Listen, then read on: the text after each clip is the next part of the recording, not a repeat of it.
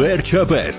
Գլենդելի Ալեքս թատրոնում մեծ անակնկալ ամերիկահայության համար Առավոտ կենենք սարը կկանչի զուրմի խաղը Չկա մի օր, որ սիրտը իմ քեզ մորանա Թույլ դուր քեզ սիրեմ Կարչի մի տաչիմ հեռացնի քեզ քո յարեմեք Եվս մեկ համերգ դեկտեմբերի 20-ին ժամը 19-ին Տոմսերի համար այցելեք Ticket կայք կամ զանգահարեք նշված հեռախոսահամարով Վերադարձանք տաղավար, եւս մեկ անգամ հիշեցնենք, որ դեկտեմբերի 19-ի տոմսերը, եթե չեք հասցրել գնել, որովհետև սպառված են, կարող եք գնել դեկտեմբերի 20-ի համար։ Դեռ կան, մնացել է շատ քիչ տոմսեր եւ մինչեւ դեկտեմբերի 20-ը մնացել է ընդամենը 9 օր։ Շտապեք։ Այո։ Իսկ այս պահին մենք արդեն հասցրեցինք հյուրընկալել մեր հյուրին, հրատարակվել է Արցախի թանգարանները խաղաղության, պատերազմի ու բռնի տեղահանության պայմաններում գիրքը, այն փաստագրություն է Արցախի թանգարանային կյանքի մասին, սկսած թանգարանների ձևավորումից, զարգացումից մինչև Արցախահայության բռնի տեղահանության օրեր։ Մեր տաղավարում է գրքի համահեղինակ, Գիտությունների ազգային ակադեմիայի հնագիտության և ազգագրության ինստիտուտի Արցախի պատմամշակութային ժառանգության ուսումնասիրության խմբի գիտաշխատող Հայկուհի Մուրադյանը։ Բարի լույս, բարև ձեզ։ Բարև ձեզ, շնորհակալություն նախ գրքի համար եւ այն գործի համար, որ կատարել եք։ Շատ ավելի լավ կլներ իհարկե, որ այսպիսի գրքեր չհրատարակենք, բայց ունենք այն, ինչ ունենք։ Այն չի համար է այս գիրքը հրատարակվի առհասարակ, որն է գաղափարը եւ չի է նա արվի անգլերեն լեզվով։ Շնորհակալ եմ նախ հրավերի համար, շատ ուրախ եմ լինել ձեր տաղավարում հյուր։ Ընդհանրապես 20 թվականի 44-օրյա պատերազմից հետո Համլետ Պետրոսյանի նախաձեռնությամբ, ով նաև մեր խմբի ղեկավարն է եւ մշակութապանության ամբիոնի վարիչը, ինչպես նաև Տիգրանակերտ արշավախմբի ղեկավարն է եղել, շուրջ 15 տարի պեղել է Տիգրանակերտը, նախաձեռնվեց մասնագետների խումբ, որ պետք է փաստագրի, հետազոտի, ուսումնասիրի եւ հանրայնացնի Արցախի մշակութային ժառանգությունը։ Հատկապես 20 թվականին, երբ նախաձեռնեցինք, փորձում ենք խոսել այն ժառանգության մասին, որը 44-օրյա պատերազմից հետո մնաց ադրբեջանական վերահսկողության տակ։ Այդ ժամանակից ի վեր մենք սկսեցինք փաստագրել, հետազոտել եւ առանձին հատվածով նաեւ անդրադառնում ենք թանգարաններին եւ մասնավոր հավաքածուներին։ 23 թվականի բռնի տեղահանությունից հետո, երբ ամբողջ Արցախի ժառանգությունը մնաց ադրբեջանական վերահսկողության տակ, Մոնումենտ ոչ կայքում մենք սկսեցինք տեղադրել ինչպես շարժական, այնպես էլ անշարժ ժառանգության մասին չեզոք հետազոտություն, այսինքն ոչ թե որ մենք հայ ենք եւ սրտացավ ենք, այլ մասնագիտական աչքով հետազոտենք եւ հանրայնացնենք։ Հետևաբար իմ գործընկերները Համլետ Պետրոսյանը եւ Նժդեհ Երյանյանը մենք միասին որոշեցինք, որ ունենանք անպայման հրատարակություն գրքի տեսքով եւ ինչու անգլերեն, որովհետեւ մեր խնդիրն էր նախ եւ առաջ միջազգային հանրույթին, գիտական միջազգային լսարանին ծանոթացնել այս խնդրին, որովհետեւ երբ որ մենք մեր մեջ խոսում ենք աշխարհի համար է արված։ Այո, որովհետեւ երբ մենք խոսում ենք մեր այսպես ասած դարտերի մասին, բոլորս գիտենք մեր խնդիրները, շատ դեպքերում ավելի այսպես ներքին քննարկում է ստացվում։ Երբ որ դուրս ես գալիս միջազգային լսարան, միջազգային գիտական հանրույթ, հասկանում ես, որ շատ տեղերում նույնիսկ չեն լսել Արցախ բառը։ Չկա որևէ լուրջ աշխատանք արտաքին միջազգային գիտական լսարանին սա ներկայացնելու համար եւ դրա համար շնորհակալություն իհարկե AGBU-ին, Հայ բարեգործական ընդհանուր միությանով աջակցեց այս ծրագիրը իրականացնելուն։ Մենք հրատարակեցինք անգլերեն լեզվով Արցախի թանգարանների շուրջ 30 պետական եւ մասնավոր հավաքածուների մասին հետազոտություն ամփոփեցինք մեկ գրքի տեսքով եւ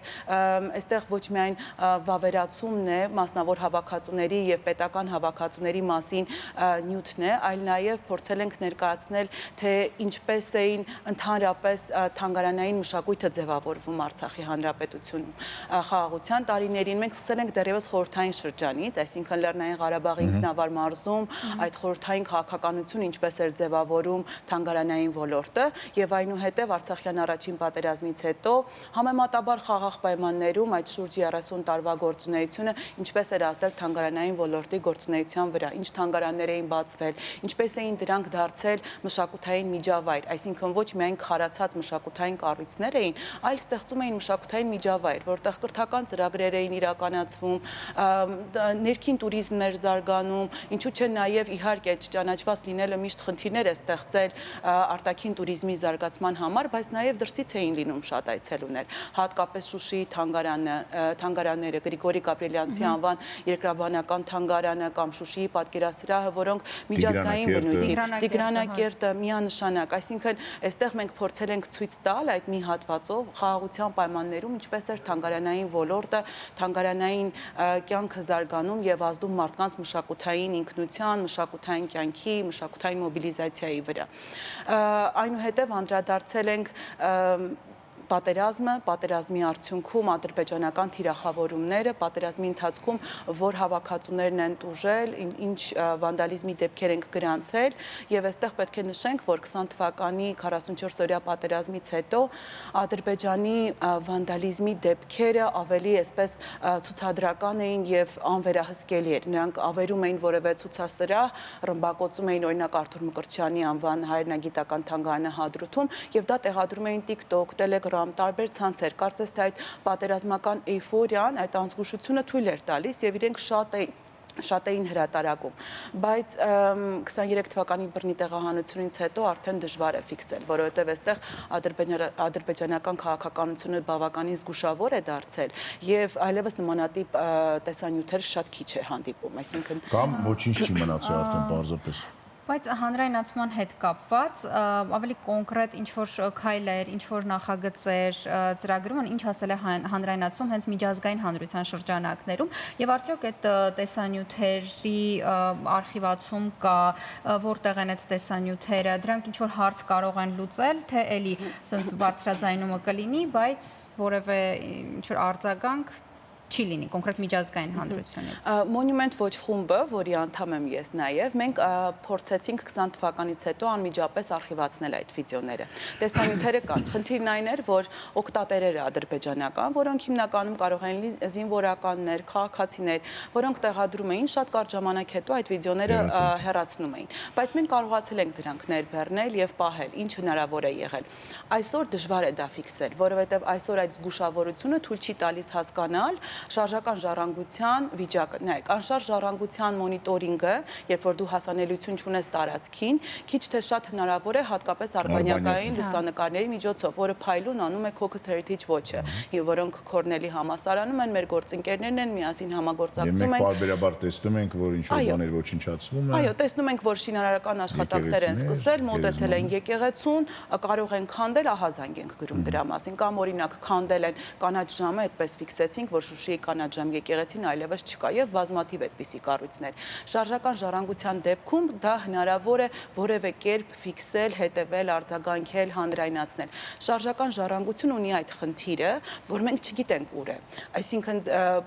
պարոն Գլումովի ասած վերացել է, չկա, սև շուկայում է հայտնվել, յուրացվել է, այսինքն տարբեր տեղերում ներկայացում են որպես ադրբեջանական։ Այս խնդիրը մենք ունենք շարժական ժառանգության հետ։ 20 թվականից հետո ինչ ֆիքսել ենք տեսանյութերով, օրինակ ֆիքսել ենք Գրիգորի Գաբրիելյանցի անվան երկրաբանական թանգարանի ավերումը, ֆիքսել ենք պատկերասրահի ավերումը, Շուշիի պատկերասրահի հետևում կար քանդակների պուրակ, շուրջ 50 քանդակներով, այսինքն 2005 թվականից Արցախի Հանրապետությունը միջազգային սիմպոզիումներ էր կազմակերպում, այո, ամեն տարի, եւ այն քանդակագործները, ովքեր գալիս էին աշխատում էին, որևէ նվեր էին տալիս Արցախի Հանրապետությանը եւ կար քանդակների պուրակ։ 2023 թվականի արբանյակային լուսանկարով արդեն ֆիքսեցինք, որ այդ դաշտը ամբողջությամբ դատարկ է, քանդակները չկան, թե պայթեցվել են, թե տեղափոխվել են, թե ոչնչացվել են, սա արդեն մնում է անհայտ, ուղղակի մենք ֆիքսում ենք, որ քանդակների պուրակը չկա։ Այս գրքում փորձել ենք մենք անդրադառնալ այն վանդալիզմի դեպքերին, որը ֆիքսվել է մեր խմբի կողմից եւ կարծում եմ նաեւ կարևոր մաս է կազմում գրքում ժամանակակից արցախցի արվեստագետների, մասնավոր հավաքածուներին անդրադառնալը, որովհետև այստեղ ներկայացված են ոչ միայն պետական եւ մասնավոր թանգարանները, նրանց ձևավորումը, գործունեությունը, պատերազմի ընթացքում ֆիքսված իրավիճակը, այլ նաեւ ժամանակակից արցախցի արվեստագետները ինչ խնդիրների առաջ են բախվել։ Տեղահանությունից հետո մասնավոր հավաքածուն մնացել է, թե տարհանվել է, կարողացել են տարհանել որ հատվածը, Հայաստանի Հանրապետությունում արդեն ինչ խնդիրների առաջ են կանգնել, այսինքն առանձին գլխով անդրադարձել ենք նաև արցախցի արվեստագետների, այսպես ներկայիս խնդիրներին, նրանց գործունեությանը, նրանց հայ մշակութային միջավայրում ինտեգրման խնդիրներին, որ կարծում եմ, որ այս դեպքում եւս կարևոր է, որ մենք բարձրաձայնենք, խոսենք այդ թեմայի շուրջ։ Իսկապես շատ ակտուալ եւ ցավալի փաստ է եւ ել ավելի ցավալի է, որ ես ճանաչում եմ անձամբ մարդկանց, որոնք որ 2020 թվականի պատերազմից հետո հորդորում էին բոլոր թանգարանները բերել Հայաստան։ Լավ կլիներ ամեն ինչ, փառք Աստծո, կտանեինք հետ։ Վատ կլիներ, գոնե կպահպանեինք, բայց ցավոք սրտի դա չկարողացան անել, չկարողացան կազմակերպել եւ այսօր միայն մնացել է այս գիրքը, կարծես, նկարներ, աշխատանքներ եւ այլն։ Ինձ այլ հարց է հետաքրքրում։ Այ դուք ասում եք, որ մենք ասում ենք, օրինակ, եկեղեցին քանդվել է, ֆիքսեցինք փաստը, դիմեցինք։ Ադրբեջանը ինչ որ կերպ արձագանքում է, պատասխան է տալիս, պատժվում է, ուզում եմ ասեմ, հետո ինչ ասեցինք, վերջը։ Իրականում այս դեպքում միջազգային գործիքակազմը, միջազգային իրավունքը, որը զարգացավ երկրորդ համաշխարհային պատերազմից հետո, երբ պետությունները սկսեցին իրարից թալանել, եւ այդ ժամանակ ՄԱԿ-ը եւ ՅՈՒՆԵՍԿՕ-ն, իդեմս այդ միջազգային կարևոր կառույցների ձևավորման, փորձեցին միջազգային կանոնակարգեր մշակել, որպեսզի պատերազմների ժամանակ պետությունները իրարից չթալանեն, մշակութային ժառանգությունը պաշտպանված լինի։ Բայց քանի որ դա երկրորդ համաշխարհային պատերազմի արդյունքում ձևավորված միջազգային իրավական կանոնակարգեր էին, նրանք պաշտպանում էին, պետությանն էին տալիս լիազորությունը պաշտպանելու սեփական ժառանգությունը, այսինքն ժառանգությունը պետքա լինի պետության վերահսկողության տակ եւ պետության տարածքում։ Համայնքային նշանակությունը կարծես թե այս կոնվենցիաներում այդքան էլ լավ չի արտահայտվում, հատկապես եթե մենք խոսում ենք ռազմական կոնֆլիկտի ժամանակ Հաագայի կոնվենցիայի մասին 1954 թվականի, 99 թվականի երկրորդ արձանագրությունը, իրենք պետությանն են, այսինքն միջազգային կառույցը լիազորում է եւ իրավական առումով նոր կարգավորումներ է տալիս պետությանը պաշտպանելու սեփական ժառանգությունը։ Եվ այս դեպքում նույնիսկ եթե մենք խոսենք տարհանման մասին, տարհանված ժառանգությունը միջազգային իրավունքի տեսանկյունից անպաշտպան է, որովհետեւ ըստ միջազգային իրավունքի, եթե պատերազմը դադարել է, ժառանգությունը պետքա վերադարձվի տարածք, տարածքային պատկանելությունն է կարևորվում, բայց ուշ վերադարձվի։ Ստացվում է, որ եթե Արցախը պետություն չէր եւ ոչ մեկի կողմից ընդունված չէր, եւ դա ստացվում է Ադրբեջանի, այսինքն կազուս է մեզ համար, Ադրբեջանի համար ամեն ինչ պարզ է, դրանք ասում են դա մերն է, եւ մենք ինչ կուզենք կանենք։ Եվ մի բան է ըստ էության մեզանց է կպահանջեն, որ խնդիր է։ Եվ Արցախի հանրապետության տարածքում մշտադիտարկում անել, օրինակ ՅՈՒՆԵՍԿՕ-ն բազմիցս մի քանի անգամ փորձել է պատվիրակություն ուղարկել տեղում ծանոթանալու եւ փաստագրելու մշակութային ժառանգության վիճակը։ Եվ Ադրբեջանը որպես պետություն մերժել է իր տարածք, ճակերտավոր ասած, մուտք գործել պատվիրակությանը արգելել է մուտք գործել։ Սա եւս ցույց է տալիս, որ պետության դերակատարումն է ավելի դոմինանտ դառնում։ Մինչդեռ մեր խնդիրն է եւ կարծում եմ նաեւ մշակութային ժառանգության իրավական կարգավորումներով զբաղվող իրավաբանների խնդիրն է մշակել եւ ներկայացնել միջազգային հանրույթին նոր կարգավորումներ, որտեղ ցույց կտան հատկապես չճանաչված պետությունների դեպքում եւ սա ոչ միայն Արցախին է վերաբերվում, այլ այսօր մենք տեսնում ենք Պաղեստինում ինչ է կատարվում, այսօր մենք պետք է կարևորենք նաև համայնքի դերակատարումը ժառանգության պաշտպանության մեջ։ Այո, համայնքի, բնակչության, ժողովրդի, ազգի, ովքեր որ ստեղծել են այդ ժառանգությունը եւ իրենք են այդ ժառանգության կրողը։ Ոչ թե տարածքային պետք է լինի տարածք կամ պետականություն, այլ ազգ եւ համայնք։ Չճանաչված պետությունների դեպքում, այո, այդ խնդիրը իրականում ենք միջազգային դաշտում ունենք։ Ամփոփելով իմ համար ասենց մի հատ հարց բաց մնաց, այսինքն ասենց ասած լավագույն սցենարում ինչ ակնկալիքներ կան այս դեպքում միջազգային հանրապետությունից իրատեսական ակնկալիքների մասին է խոսքը։ Կարծում եմ այսօր իրատեսական ակնկալիքների առումով մեր անելիքը գիտական հանրույթի նկատի ունեմ։ Լավ ուսումնասիրել մեր ժառանգությունը, այսինքն փաստագրել,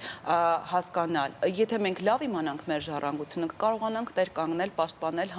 հանրայնացնել ճիշտ տարբերակով, որովհետև շատ դեպքերում նաև մենք էլ լավ չենք ճանաչում մեր ժառանգությունը, մենք էլ լավ չգիտենք մենք ինչ ունենք։ Սա խոսքը նաև վերաբերվում է Հայաստանի Հանրապետության տարածքի ժառանգությանը։ Մենք խնդիրներ ունենք ճանաչելու մեր սահմանային բնակավայրերի ժառանգությունը, սահմանային բնակավայրերի թանգարանների վիճակը այսօր։ Արցախի դեպքում եւս գիտական հանրույթի խնդիրն է հետազոտել եւ հետազոտահեն հիմքի վրա ճիշտ գրագետ չեզոք կարևորը ներկայացնել գիտական հանրույթին մեր մշակութային ժառանգությունը։ Մնացածը արդեն դիվանագիտության հարց է։ Իհարկե գիտնականները եւս դիվանագետներ են ինչ-որ առումով, բայց կարծում եմ գիտական առումով, եթե մենք կարողանանք լավ հիմք տալ, լավ նյութ տալ, ճիշտ չեզոք ակադեմիական հետազոտություններ անել, ապա այդ դեպքում եւ մշակութային դիվանագիտությունը կշահի։ Շատ շնորհակալություն եւ պատմությունը ցույց է տալի, որ պետք է համբերություն ունենալ, ես չգիտեք կամ միգուցե գիտեք, որ օրինակ աֆրիկական պետությունները այս պահին ստանում են իրենց ժառանգությունը խոշորագույն ամերիկյան, ֆրանսիական, գերմանական, անգլիական, ուրեմն թանգարաններից վերադարձվում է այդ ամենը, ոչ մի պետություն չի եղել այն ժամանակ աֆրիկական օրինակ, բայց եղել են ազգեր, ցեղեր, որոնք կարողացել են ապացուցել, որ դա իրենց մշակութային պատկանելություն է եւ դա վերադարձել է ինձ մոտ։ Շատ շնորհակալություն ձեզ, ստեղ էլ պետք է ասենք, նախ պետք է Արցախը վերադարձնենք, հետո մնացած բոլոր բաները, բայց եկեք չհուսահատվենք եւ այսպիսի գրքերը ինձ թվում է, որ օգնում են այդ գործում։ Շնորհակալություն։ Շնորհակալություն, այս պահին գնանք դիտենք գովաստ, վերադառնանք եւ շարունակենք, մնացեք մեզ հետ։